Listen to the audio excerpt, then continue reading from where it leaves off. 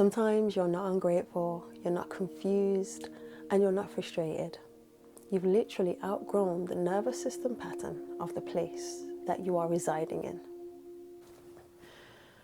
Let's talk about geographical trauma. You're probably wondering, what is that? Is that even a thing? Yep, it's definitely a thing.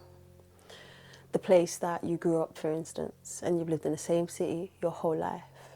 I know this well because I've lived in the same city my whole life. And what I've noticed from this is certain places hold certain traumas. The same streets, the same people, the same things happening and going on, the same accent. All of these things can be triggering certain things that have happened previously. Even though they're not still in motion, the body remembers. And if the body remembers, it can be stuck in survival mode, even though you don't want it to be stuck in survival mode, even though you've expanded the nervous system, even though you've tackled those traumas. For some reason, when you walk down a specific street that something happened on, automatically that particular thing that happened starts replaying in the mind. And even though it may not be triggering you the way it did when it did happen, sometimes it can actually trigger you like it did happen right now. Because sometimes the body knows no different. So you'll be bracing yourself. And when I say bracing, that means you're tensing the self and you're looking around and you're observing in a different way than you would if it was someplace where nothing has happened. You can relax because you're not looking for danger. You're not looking for something to come at you. You're not looking for that traumatic imprint that is held within the grid of the particular place that you are in. So we can grow up in a place our whole lives and we can go through things there. We can lose loved ones. We can have relationships in that place that didn't do very well. We can stop talking to specific friends. We can have traumatic things that happen with people in that particular place. Me, myself, for instance, I have so many people in my family that have passed away. So when I walk down particular streets, I am brought back to those memories of those loved ones. And sometimes it's not great memories. When I say not great memories, meaning the moment that passed on, the moment I got the news, what actually happened on that particular day. And my mind will be racing around in that particular traumatic loop in my mind without me even realizing it. Sometimes it happens. So if that then happens, that's going to keep me limited how much I can actually grow. So let's then speak about, okay, well, if that keeps me limited and prevents me from growing any further, because every street I walk down, every person I see, every relationship that I've ever had comes from this city, what do I then do? Move. Get yourself out of that city. Now imagine this. You're in a place, every street, shops, people, things seem to remind you of all the traumatic imprints that you have, right? And then you move. You can relax because none of these people remind you of anything and any trauma that you've held. None of these places are imprinted with anything negative that has happened. There's no trauma held in that space. So then what happens? The internal self can grow. It can grow to a certain dynamic that it has never ever achieved before because it's in a restful state. It's in safety. And if you feel safe, you can expand and you can grow like never before. For instance, you may want to dress differently. Let's just give an example, right? You want to dress, what example could I use? You want to dress like a ballerina. But because everybody has seen you wear clothes where it is short, tight skirts and tight dresses, you now don't know how to dress like that ballerina because everyone's either going to ask you, what are you wearing? Like, are you okay? Where are you going? You're going to be questioned left, right and center. And people are going to try and bring you back to the old paradigm of what they know and what they're comfortable with. Even if you've outgrown it, even if you are no longer that version of yourself.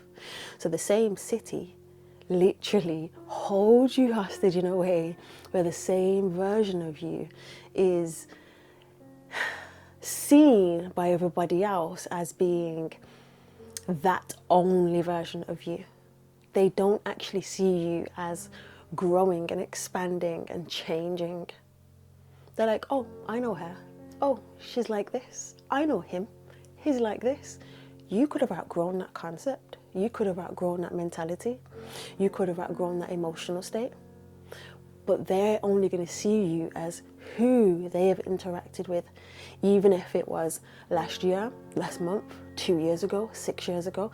They're still going to see that version, even if that version doesn't exist.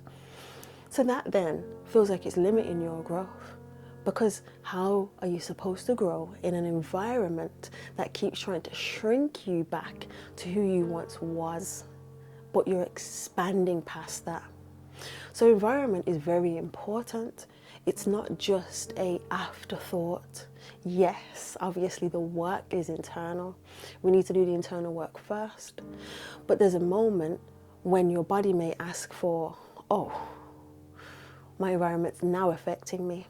I'm realizing how my environment's literally shrinking parts and layers of me that want to really expand, but now don't know how, within a space where everyone expects me to be this person, expects me to think like this, walk like this, talk like this, and act like this, even though I'm no longer this.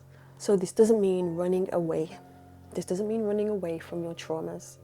You still have to deal with them. You still have to face them. You still have to integrate all of those traumas that you've had. But once you've done that, now you may need new horizons. Now you may need a new environment that expands you past that. Now the nervous system may need new stimuli, new stimulation from an outside space that's going to bring it to a whole different level. Say, for instance, you've been in the same city, so that means you've been dating the same people from the same city. Not everyone does this, but I sure know I have. So if you're dating the same people from the same city, really and truly, especially if you're in the same circles, you're going to experience the same person dressed in different clothing. So there may be different elements of them that's different. But for some reason, there's the same mentality there, the same interaction there. And then if they've spoken to somebody else that's had a different experience of you, and they speak about that experience to that person, now that person's expecting you to behave in a specific way. But it doesn't work like that. You need to understand that. Think about it. Think about it now, right? There's all these cities, there's all these countries, there's a huge, big, wide world out here. And why should you limit yourself to one city? If everybody in that city that you're meeting is not meeting you at the expansive level that you're at, what does that then say? You need to expand your horizons, right? You've outgrown the container. The container is no longer holding you anymore. It's not holding you in a space of safety.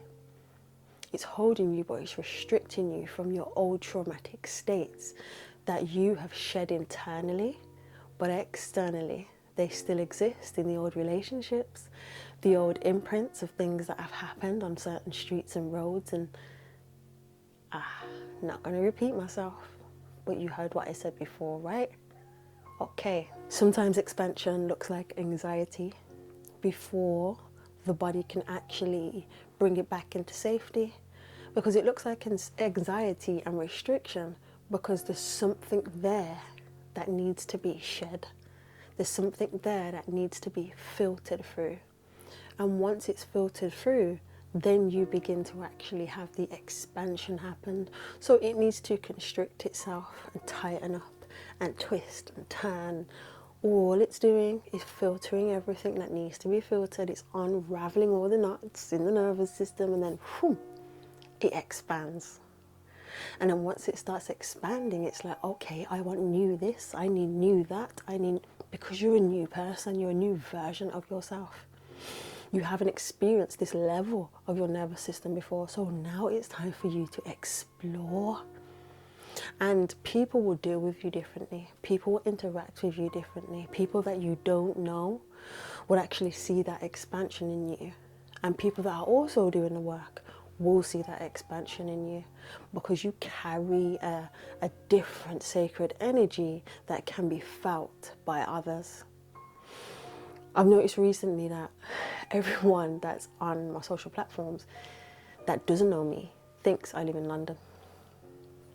And they say it all the time. Oh, I thought you lived in London. Oh, I thought you lived in London. I hear it so much that I'm like, my energy is given that expansive London energy, that busy London energy, that ambitious London energy, because I've actually expanded to that level. So is it time for me to move? Wow, I feel like it is, to be honest with you. My body's been feeling this for a good while. I've also been talking about it with a few loved ones. When it happens, I don't know, but I am so open to it right now. Very much so. So ask yourself, have you outgrown your environment? Is it feeding you like it used to? Or is it restricting you and bringing you back to old thoughts, old patterns, old traumas, and you're going round in circles and loops that you didn't even realize was happening? Observe yourself, observe your patterns. Sometimes if you put yourself in a new environment, the way you thrive is way beyond anything that you would ever think that you could expand to. Thank you for choosing you, and remember, healing starts with safety.